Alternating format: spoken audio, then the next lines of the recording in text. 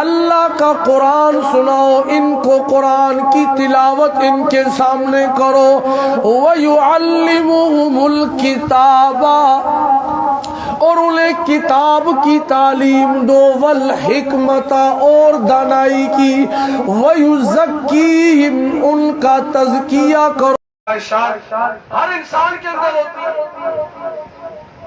اسی طرح عزت نفس کا خیال کہ میری جو ہے عزت نفس کہیں پہ مجروح نہ ہو، یہ بھی ہر جگہ ہوتا ہے۔ اگر اس نے اس غصے کے اندر، نفسانی خواہشات کے اندر اور عزت نفس کے اندر اگر اس نے اپنے آپ کو شریعت کی حد میں رہ کے چلایا تو مفسرین لکھتے ہیں، علماء لکھتے ہیں، گویا یہ کہ یہ بندہ اچھے اخلاق کا مالک ہے۔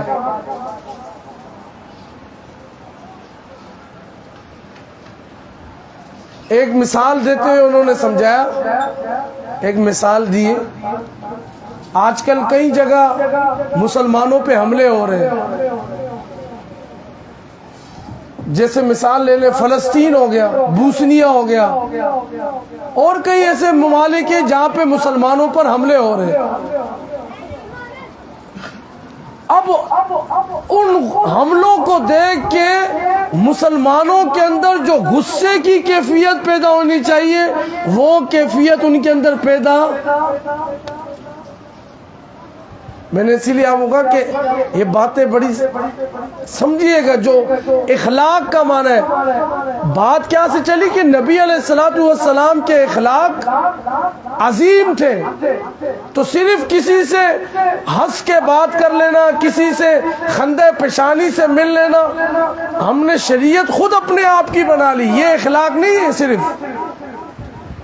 دل کے اندر اگر کیفیات پیدا ہوتی ہیں، میں ان کیفیات کو شریعت کی حد کے اندر رہ کے اگر چلاتا ہوں تو گویا میں اچھے اخلاق والا ہوں، اور اگر میں شریعت کے خلاف چلاتا ہوں تو گویا میں برے اخلاق والا ہوں۔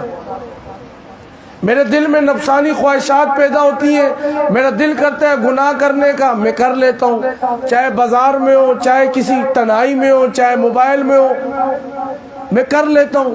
اب گویا کہ میں نے اپنے اخلاق کو ان صفتوں سے ہٹا دیا جن صفتوں کے ساتھ اللہ نے مجھے حکم دیا ہوا تھا،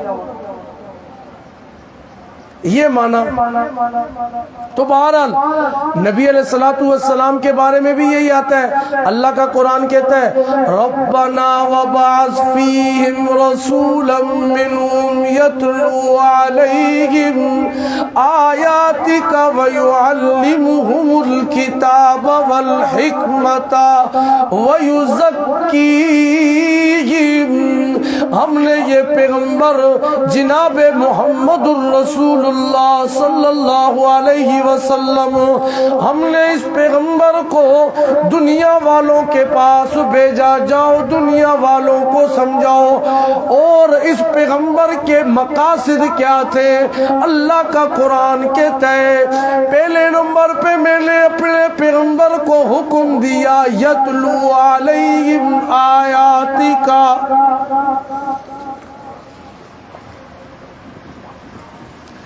جاؤ دنیا والوں کو جاؤ۔ اب علماء نے لکھا ہے یہ جو تزکیہ ہے، یہ جو اس آیت میں آیا نا تزکیہ کرو، یہ تزکیہ کیا مطلب ہے؟ انہیں پاک کرو۔ کس چیز سے پاک کرو؟ بری عادتوں سے انہیں پاک کرو، ان کے اخلاق اچھے ہونے چاہیے، برے اخلاق سے انہیں پاک کرو۔ اگر انہیں غصہ آتا ہے، اگر ان کے اندر خواہشات پیدا ہوتی ہیں، اگر انہوں نے کوئی بھی کام کرنا ہے، پھر کیا ہے؟ یزکیہم، پھر آپ نے ان کا اس طرح تزکیہ کرنا ہے کہ وہ ہر کام شریعت کی حد حد کے اندر رہ کر کرے. کیوں؟ اس لیے کہ میرا یہ جو پیغمبر ہے نا جناب محمد الرسول اللہ صلی اللہ علیہ وسلم، یہ اتنا اعلیٰ عرفہ مقدس عطر میں اللہ نے جب میرے اپنے پیغمبر کو بنایا، پھر میں نے اپنے پیغمبر کے اخلاق اعلیٰ بنائے، پھر جو اس کی امت ہے اس امت کے اخلاق بھی اعلیٰ ہونے چاہیے. جب پیغمبر اعلیٰ ہے، جب پیغمبر عرفہ ہے، جب پیغمبر مطہر ہے، جب پیغمبر پاک ہے، جب پیغمبر اونچا ہے، جب پیغمبر بلند ہے، پھر اس کی امت کے بھی، اس کی جماعت کے بھی اخلاق اتنے ہی اعلیٰ ہونے چاہیے. پتہ چلنا چاہیے یہ میرے محمد کا امتی ہے، پتہ چلنا چاہیے یہ آخری پیغمبر کا ماننے والا ہے، پتہ چلنا چاہیے یہ خاتم النبیین کا ماننے والا ہے. جتنی نسبت بڑی ہوتی ہے اتنا مقام بھی بڑا ہو جاتا ہے، جتنی نسبت اعلیٰ ہوتی ہے اتنے ہی اپنے آپ کو اسی حساب سے چلانا پڑتا ہے. اللہ پاک نے فرمایا جب میرا پیغمبر اتنا اعلیٰ ہے، جب میرا پیغمبر اتنا اعلیٰ ہے، کیوں؟ اس لیے میں نے بار بار آپ کے سامنے ذکر کیا، میرے KDM پلائس کے ساتھیوں، میرے دوستوں، بزرگوں، میرے عزیزوں، میں نے بار بار ذکر کیا وہ پیغمبر اگر اعلیٰ ہے، وہ پیغمبر اگر اتنا اونچا ہے، صرف ایک دن میں، صرف ایک منٹ میں، صرف ایک مہینے میں اس کی سیرت کو بند نہیں کرنا، ہر وقت چلانا ہے. اور یہ کیا ہے؟ اخلاق بھی کسی اونٹ یا گھوڑے کا نام نہیں، اخلاق بھی اسی کے اندر آتا ہے. او بابا تم نے اپنے اندر اچھی صفات پیدا کرنی ہے، تم نے بری صفاتوں سے بچنا ہے. کیوں؟ اس لیے تم اس محمد کے ماننے والے ہو.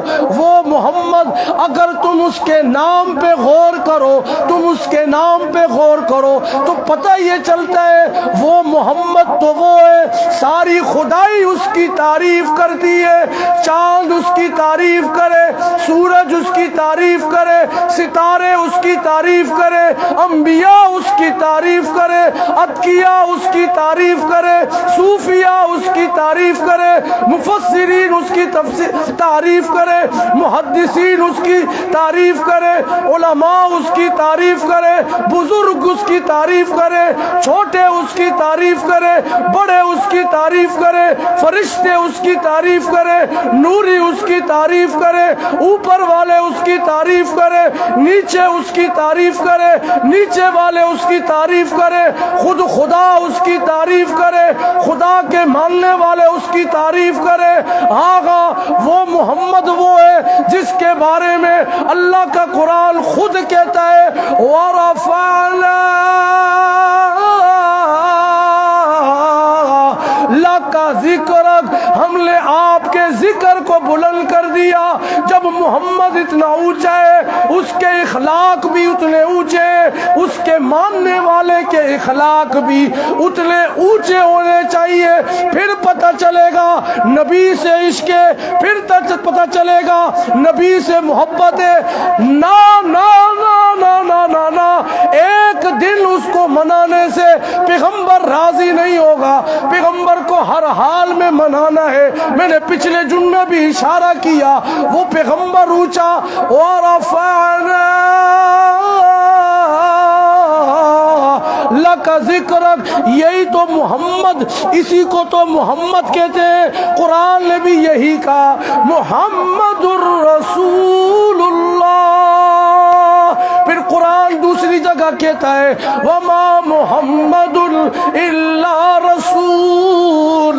پھر قرآن نے بھی کہا، پھر جب کلمہ طیبہ آیا ہر ایک انسان کو پڑھنا لازم ہو گیا. لا الہ الا اللہ محمد، نام اللہ نے اتنا اعلیٰ بنایا، نام اللہ نے اتنا اعلیٰ بنایا. یہ محمد ساری خوبیوں کا گلدستہ بن گیا، سارے محاسن کا گلدستہ بن گیا. آدم علیہ السلام کی نجات، آدم علیہ السلام کی نجات، ابراہیم علیہ السلام کی خلوت، یعقوب علیہ السلام کا صبر، حضرت یوسف علیہ السلام کی استقامت، حضرت سلیمان علیہ السلام کی سیاحت، اور سارے پیغمبروں کی خوبیاں اگر کسی میں جمع کر لی جائے اسے کہتے ہیں محمد۔ اللہ اکبر۔ آپ بڑا مایوس کرتے ہیں کے ڈی ایم پلائز والے، اللہ اکبر۔ نبی علیہ السلام کی خوبیاں بیان ہو رہی ہیں، آپ آگے سے اگر اللہ کی تعریف کر دیں جس اللہ نے اتنی خوبیاں عطا کی تو کوئی مسئلہ نہیں ہوگا۔ ذکر و اذکار کرنے سے دل بھی پاک ہوتے ہیں، زندگی بھی پاک ہوتی ہے، کوئی مسئلہ نہیں ہے۔ بول دے ذرا بآواز بلند سبحان اللہ، اور ذرا با سبحان اللہ، کم از کم اتنا تو بولا کرے جتنا مقرر بول رہا ہوتا ہے۔ ہاں میں تو حیران ہوتا ہوں یہ جو بڑے بڑے جلسے ہوتے ہیں، نام نہیں لیتا کسی کے بھی، ہاں جی، چاہے سیاسی ہو چاہے مذہبی ہو، کوئی بات کا نہ سر ہوتا ہے نہ پاؤں ہوتا ہے، عوام اس طرح اچھل رہی ہوتی ہے۔ یہاں پہ ہم قرآن سناتے ہیں، آپ لوگ سبحان اللہ بھی نہیں کہتے۔ کتنی بار میں نے کہا ہے تھوڑا ماحول بنائے، جب بندہ اس طرح آپ اپنی بیداری کا ثبوت دیں گے، اور یہ میں کوئی مذاق نہیں، آپ نے دیکھا ہے میڈیا کا دور ہے، عوام کیسے اچھل رہی ہوتی ہے اور لیڈر آتا نہیں اچھل کے کہاں جاتی ہے۔ ہاں اللہ کا قرآن پہ پیارے پیغمبر کی خوبیاں بیان ہو رہی ہیں، ان کے اخلاق بیان ہو رہے ہیں، تو اللہ اکبر اللہ اکبر۔ بہرحال ٹائم جو ہے میرا بالکل ختم ہو گیا، بلکہ میرا جو ٹائم میں نے سوچا ہوا تھا عرض میں یہ کر رہا تھا، وہ محمد وہ ہے، وہ محمد وہ ہے، وہ نام ہی ایسا ہے، ساری خوبیاں اگر جمع کر لی جائے اسے محمد کہتے ہیں۔ اللہ اکبر۔ تبھی تو وہ محمد جس سواری پہ سوار ہوا، وہ حلیمہ جو لے کے آئی تھی، وہ حلیمہ جو لینے آئی تھی بچوں کو، اور کوئی بچہ نہیں ملا، سب لے گئے، کوئی امیر کا بچہ لے گیا، کوئی چودھری کا بچہ لے گیا، ہاں جی محمد تو اللہ اکبر یتیم ہے، لیکن اسے کیا پتا تھا یہ محمد تو وہ ہے، ساری خوبیاں نبیوں کی اس محمد میں اللہ نے جمع کر دیے۔ واپسی لے کے جانے لگی، حلیمہ آتی ہے، محمد کو لے جاتی ہے، صلی اللہ۔ درود تو پڑھے نا، پھر آپ کہیں گے درود کو بھی نہیں مانتے، صلی اللہ، بولے نا صلی اللہ علیہ وسلم، صلاۃ و تسلیما کثیرا کثیرا کثیرا، الف الف مرۃ بعدد کل ذرۃ۔ اللہ اکبر اللہ اکبر۔ حلیمہ لے کے جاتی ہے پیارے پیغمبر کو، وہ جو محمد ہے، میری بات سے، وہ جو محمد ہے، ساری خوبیاں اسے ایک میں اللہ نے جمع کی ہے، کیوں نہ جمع ہو۔ حلیمہ جب سواری پہ بیٹھتی ہے، جب آنے لگی تھی سواری سب سے پیچھے تھی، جب جانے لگی ہے واپس، سب پہلے نکلے، یہ بعد میں نکلی ہے، لیکن ایسی سواری تیز ہوئی ان سب سے آگے نکل گئی۔ پوچھنے والے نے پوچھا یہ کیا ہو گیا؟ حلیمہ نے جواب دیا، پہلے سواری پہ سوار کوئی اور تھا، اب سواری پہ وہ سوار ہوا ہے جو ایک انگلی کا اشارہ کر دے، اللہ کی قدرت سے وہ چاند دو ٹکڑے ہو جاتا ہے۔ پہلے سوار کوئی اور تھا، اب سوار کوئی اور ہے، وہ سواری، اللہ اکبر، ذرا اور سنیے گا، مزہ آئے نا سبحان اللہ کہیے گا۔ وہ سوار اگر حلیمہ کی سواری پہ سوار ہو جائے، سواری ہر ایک سے آگے ہو جاتی ہے، وہ سوار ہونے والا اگر براق پہ معراج کی رات سوار ہو جائے، وہ براق سب سے اعلیٰ ہو جاتا ہے، اور وہی سوار اگر صدیق اکبر کے کندھوں پہ ہجرت کی رات سوار ہو جائے، وہ صدیق اکبر صحابہ میں سب سے اعلیٰ ہو جاتا ہے۔ اللہ اکبر اللہ اکبر. یہ محمد ہے جو اتنی خوبیوں کا مالک ہے, جو اتنی خوبیوں کا مالک ہے. تبھی تو کہنے والے نے کہا تھا قدم قدم پہ برکتیں, نفس نفس پہ رحمتیں. قدم قدم پہ برکتیں, نفس نفس پہ رحمتیں. جہاں سے وہ شفیع آسیہ گزر گیا, جہاں نظر نہیں پڑی وہیں یہ رات آج تک, وہیں سحر ہوئی جہاں جہاں گزر گیا. اللہ اکبر. بہرحال ٹائم بالکل ختم ہو گیا, میں 2-3 منٹ آگے لے گیا. ہر جمعے کو سوچتا ہوں ٹائم پہ ختم کروں گا, لیکن ایسا کوئی وجد آ جاتا ہے. نبی علیہ السلام کی سیرت بیان کرتے ہوئے, آپ کی بیداری دیکھتے ہوئے ٹائم پھر آگے چلا جاتا ہے. بہرحال نبی علیہ السلام کے اخلاق کے بارے میں بات چل رہی تھی. حضرت عمر کا ایک قصہ بھی میں نے سنانا تھا. واقعہ ہر جمعے میں صحابی کا یا پیغمبر کا میں سناتا رہتا ہوں تاکہ واقعات آپ سنیں, آپ کا ایمان تازہ ہو. وہ زندگی رہی تو اگلے جمعے کو ذکر کریں گے. اتنا ضرور بتا دیتا ہوں نبی علیہ السلام کے اخلاق کے بارے میں, جو میں نے پچھلے جمعے بھی کہا تھا.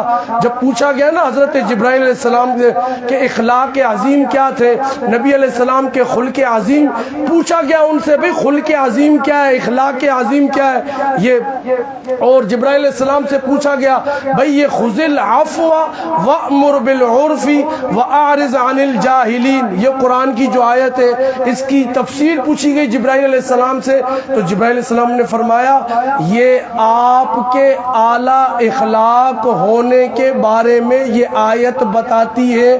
کیا مطلب؟ پھر انہوں نے آگے 3 باتیں ذکر کی.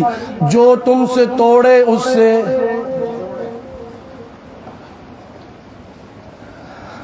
جب نبی علیہ السلام کی ہوتے نہیں تو ہم ماشاءاللہ بیدار تو ہوتے, نبی علیہ السلام اعلیٰ تو تھے ہم مانتے, لیکن یہاں پہ جب یہ اخلاق آئیں گے نا,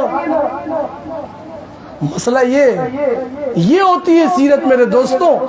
حضرت جبرائیل علیہ السلام نے کیا کہا, اخلاق عظیم کی تفسیر کیا کی, یہ آیت اخلاق عظیم کی تفسیر پر دلالت کرتی ہے. وہ یہ کہنے لگے, حضرت جبرائیل علیہ السلام کہنے لگے یہ آیت آپ کے اخلاق عظیم کی تعلیم دیتی ہے.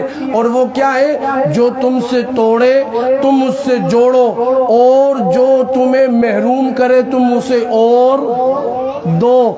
اور تیسرے نمبر پہ فرمایا اللہ اکبر, جو تم پہ ظلم کرے تم اسے معاف کرو. میرے دوستو عزیزو, یہ زندگی, یہ شریعت ہے, یہ اخلاق عظیم ہے. نبی علیہ السلام کی ہر چیز ہماری زندگی میں آ جائے پھر ہماری زندگی کامیاب ہے.